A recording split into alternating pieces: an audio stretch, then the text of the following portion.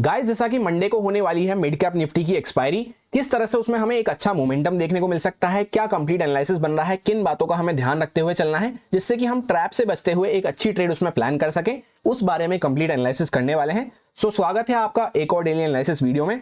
सबसे पहले हम यहाँ पे डेली टाइम फ्रेम पे इसको चेकआउट करते हैं। तो एक प्रॉपर इस तरह से यहाँ पे चैनल बनता हुआ जा रहा था, जिसको हम काफी लंबे टाइम से हर एक्सपायरी पे डिस्कस करते हुए आ रहे हैं। यहाँ पे इसका ब्रेकडाउन प्राइस ने करा था, काफी शार्प सेलिंग हमें देखने को मिली थी। उसके बाद डॉट, जहां से ये पहले हमारा इंपॉर्टेंट सपोर्ट था, इसी लेवल के आसपास से पहले हमने ब्रेकआउट किया था, पहले भी अच्छा मोमेंटम यहीं से चालू हुआ था। वहीं पे मार्केट ने डॉट सपोर्ट लेके ऊपर आना चालू किया है। तो ये कंप्लीट कहानी हो जाती है। अब अगर आगे के लिए हम डिस्कस करते हैं, प्रिडिक्शन करते हैं, एनालिसिस करते हैं, तो यहाँ पे आपको देखने को मिलेगा एक शार्प सेलिंग के अगेंस्ट में हम चल रहे हैं। इस वजह से यहाँ पे मार्केट जिगजैग करता हुआ थोड़ा ऊपर की साइड पे जाने की कोशिश कर रहा है।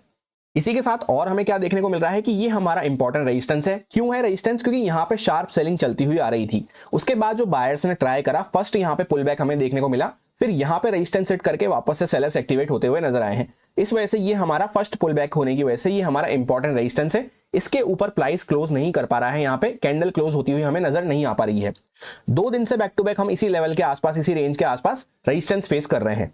यहां से हम अच्छा खासा गैप अप खुलने के बाद ऊपर की साइड पे मूव करते हुए आए हैं और एग्जैक्ट रेजिस्टेंस के आसपास अभी अपने आप को होल्ड कर रखा है प्राइस ने। अब सपोज करते हैं कि यहीं पे फ्लैट इसी प्राइस के आसपास हम इसी जोन में ओपन हो जाते हैं, तो जब तक मार्केट ये दोनों कैंडल्स का जो हाई हमें देखने को मिल रहा है रफली अराउंड 10,570 के आसपास देखने को मिल रहा है, इसके ऊपर प्राइस जाना चालू नहीं करता है, तब तक हमें कोई अच्छा मोमेंटम बाइंग साइड पे देखने को नहीं मिल पाएगा। इसके ऊपर अगर ब्रेकआउट करना चालू करते हैं, तब यहाँ पे थोड़ा सा शॉर्ट कवरिंग होती हुई नजर आ सकती है। जो सेलर्स वगैरह अभी भी होल्ड करके बैठे होंगे, उनकी पोजीशन यहाँ पे कटती हुई नजर आ सकती है। ऐसा इस वजह से भी है क्योंकि अगर आप यहाँ पे ध्यान से चेकआउट करेंगे तो ये लेवल के आसपास हमारा पहले सपोर्ट था, अभी ये हमारा यो इंपॉर्टेंट रेजिस्टेंस बना हुआ है। यहां से अगर सही से ब्रेकआउट होता है तो फिर नेक्स्ट रेजिस्टेंस हमारा इस लेवल के आसपास होने वाला है, जो कि 10,650 के जोन में हमें देखने को मिलेगा। तो अगर यहां से निकलते हैं तो छोटा मोटा मोमेंटम हम पहले यहां तक के लिए प्लान कर सकते हैं। अब रही डाउन साइड की बात, तो ये दोनों कैंडल का लो भी हमें ऑलमोस्ट सेम लेवल के आसपास देखने को मिल रहा है, जो कि निकल के आता है रफली अराउंड 10,460 के आसपास।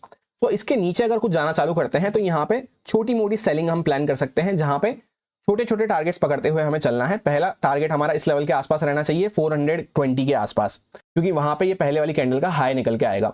फिर उसके बाद ये कैंडल के लो के आसपास तक हम जा सकते हैं, जो कि 355 के आसपास हमें देखने को मिल रहा है। सो इस तरह से हम हमारा ब्रॉड माइंडसेट प्रिपेयर कर सकते हैं। अब एग्जैक्ट कंडीशंस किस तरह से बनेगी उसको अभी हम 15 मिनट टाइम फ्रेम पे देखने वाले हैं। पहले यहाँ पे एक बात और डिस्कस कर लेते हैं कि एक शार्प सेलिंग हुई है, उसके अगेंस्ट में हम चल रहे हैं और यहाँ पे इंपॉर्टेंट रेजिस्टेंस के आसपास भी हम खड़े हैं, जो कि पहले हमारा इंपॉर्टेंट सपोर्ट था। तो ऐसे एरिया में हम खड़े हुए हैं कि ना हम यहाँ पे अग्रेसिव होकर बाय कर सकते हैं, क्योंकि सपोज बाय करा तो सेलिंग के अगेंस्ट में हम चल रहे हैं, बड़ी बड़ी कैंडल्स के अगेंस्ट में हम चल रहे हैं, तो मार्केट रुकता रुकाता इस तरह से चलेगा, कहीं से भी सेलर्स एक्टिवेट होंगे और वापस से नीचे आता हुआ नजर आ सकता है। तो एक तो इस बात का ध्यान रखना है। तो यहाँ पे कैसे हम प्लान कर सकते हैं, या तो क्वांटिटी को थोड़ा कम रखते हुए प्लान कर सकते हैं, या फिर अच्छे से प्रॉपर ट्रेल करते हुए प्लान कर सकते हैं। क्योंकि ये बात मैंने आपको कई बार बता रखी है कि जब भी हम इस तरह से यू शेप रिकवरी टाइप यहाँ पे ले रहे होते हैं, तो कहीं से भी मार्केट इस तरह से जाके वापस नीचे आ जाता है। वहीं पे यहां से निकलने के बाद लोअर टाइम फ्रेम पे इस टाइप का प्राइस बन जाता है 15 मिनट टाइम फ्रेम पे, तब फिर हम वहां पे और क्वांटिटी डिप्लॉय कर सकते हैं यहाँ पे, या फिर और बड़े टारगेट्स के लिए प्लान रख सकते हैं, जैसे यहां तक के लिए। या फिर इसी तरह से अगर हम डाउन साइड पे निकलना चालू करते हैं तो यहाँ पे काइंड ऑफ एक ट्रेंड लाइन टाइप आपको देखने को मिल रही होगी, जहां पे प्रीवियस किसी भी लो को हम ब्रेक नहीं कर रहे हैं, हर लो यहाँ पे डिफाइंड होता हुआ चल रहा है। सो एक लो के नीचे निकल के इस टाइप का प्राइस बनता है 15 मिनट टाइम फ्रेम पे, तब अग्रेसिव होकर हम वहां पे शॉर्ट कर सकते हैं। अभी हम यहाँ पे अग्रेसिव होकर शॉर्ट भी नहीं कर सकते हैं, क्योंकि नीचे से बड़ी बड़ी कैंडल्स बनाते हुए हम ऊपर आए हैं और अभी रेजिस्टेंस लेवल के आसपास खड़े हुए हैं। तो यूं कह सकते हैं इन शॉर्ट की मेक और ब्रेक लेवल के आसपास मार्केट खड़ा हुआ है।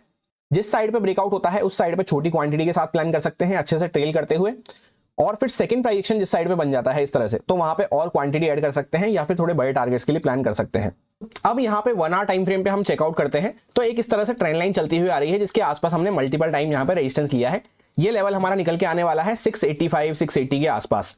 अब हम लोग आ चुके हैं 15 मिनट टाइम फ्रेम पे इंट्राडे कंडीशंस को समझने के लिए। सबसे पहले यहाँ पे इस टाइप का एक प्राइजेक्शन पैटर्न यहाँ पे बनता हुआ जा रहा है, जहां पे ये ट्रेंड लाइन हमें देखने को मिल रही है, इसी के आसपास हम बैक टू बैक सपोर्ट लेते हुए चल रहे हैं। अभी यहीं पे हमने क्लोज करा है ऊपर से एक अच्छी खासी सेलिंग दिखाते हुए। तो यहीं पे सपोज करते हैं हमारी ओपनिंग हो जाती है फ्लैट प्राइस के आसपास, इसको यहां से ब्रेकआउट करता है प्राइस, तो हमारा बाइंग साइड पे माइंडसेट रह सकता है। छोटा सा स्टॉप लॉस डाल के हम इस लेवल के आसपास तक के लिए प्लान कर सकते हैं। अगर हम यहाँ पे यूं चेकआउट ना करें तो यहाँ पे एक प्रॉपर रेंज बनती हुई जा रही है, इस तरह से हम देख सकते हैं यहाँ पे ये रेंज है हमारी। तो इतना टारगेट हम यहाँ पे ऊपर की साइड पे प्रोजेक्ट करते हुए चल सकते हैं अगर यहाँ से ब्रेकआउट होता है तो। सो ये लेवल हमें लगभग यहीं पे देखने को मिलेगा, 660 से लेकर 680 के आसपास हमारा रेजिस्टेंस यहाँ पे बन सकता है। ट्रेंड लाइन भी थोड़ा नीचे आ चुकी होगी यहाँ पे, तो ट्रेंड लाइन भी है और ये रेंज का टारगेट भी यहीं पे अचीव होता हुआ नजर आएगा। तो ये पूरा हमारा इंपॉर्टेंट रेजिस्टेंस का एरिया रहेगा। इसके आसपास, इसके थोड़े पहले से ही हमें ट्रेल करना चालू कर देना है या फिर प्रॉफिट बुकिंग पे फोकस रखना है। रही डाउन साइड की बात, तो सपोज करते हैं यहाँ से प्राइस नीचे निकलना चालू करता है, तो फर्स्ट सेलिंग यहाँ पे हो सकता है ट्रैप करके मार्केट वापस से ऊपर आ जाए। तो यहाँ पे कुछ इस टाइप का प्राइजेक्शन बनता है 5 मिनट टाइम फ्रेम पे, तब फिर वहां पे हम छोटा सा स्टॉप लॉस डाल के प्लान कर सकते हैं।